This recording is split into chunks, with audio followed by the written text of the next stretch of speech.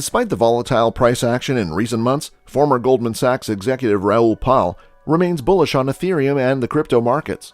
Pal says that crypto hedge funds that took big losses during the recent market turmoil are underweight ETH as the merge, Ethereum's transition and a proof-of-stake consensus mechanism approaches. In this video, let's find out what's happening. Stay tuned. According to the Real Vision founder, markets follow the path of least resistance, which for ETH right now is upward. I believe the merge is still underweight. People will enter the merge or post-merge and there will be a spike and a pullback. Many people will say, see, it's going back to the low. My guess is that it corrects sideways, does something, and then we explode higher. So I'm very optimistic right now. In the short term, we're getting close to overbought, but I believe we've just had a correction, and my guess is that we'll go down again. What's fascinating is that everyone is hedging ETH merge risk in the forwards and future markets, so that if you buy ETH and sell futures now, someone will unwind that hedge at some point. That setup intrigues me, and I know that crypto hedge funds are all underweight because they were all beaten up so badly. So they've been buying calls in order to have something over the merge and avoid being beaten up by their investors. So when you see that kind of setup, the path of pain becomes even more pronounced. According to the macro expert, crypto's relative underperformance this year can be attributed to an unexpected tightening in central bank liquidity, which he previously predicted would change.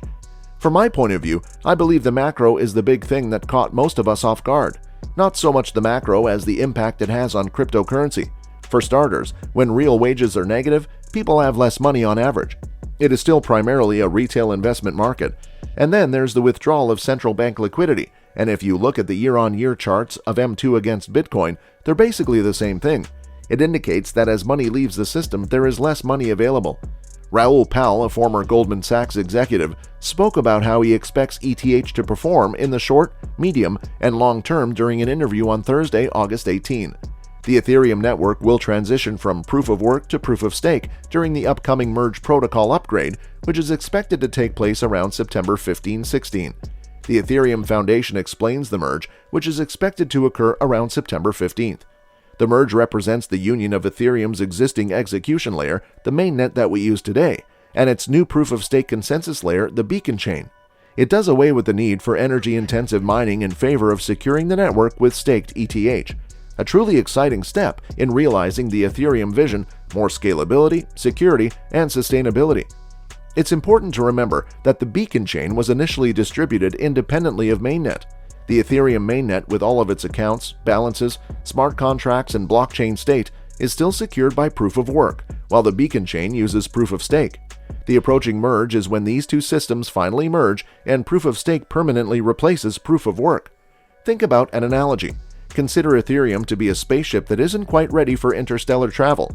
With the Beacon chain, the community has built a new engine and a hardened hull. After extensive testing, it's almost time to swap out the new engine for the old in mid-flight. The new, more efficient engine will be integrated into the existing ship, ready to put in some serious light years and take on the universe. On Friday, August 19, Pal took to Twitter to say that while he does not expect the Ethereum price to reach new lows, i.e. fall below the June 18 low of $902, a gut check quick drop is possible.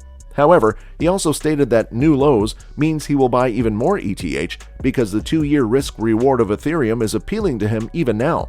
Essentially, Pal believes that at worst, ETH could fall to the $800 to $900 range, but the upside is much bigger, since, as he has said in the past, he expects the ETH price to reach $20,000 in the next couple of years. What were your thoughts before and after watching this video? Let us know in the comment section. Also, make sure you are subscribed along with turning on the notifications. Stay tuned for more videos.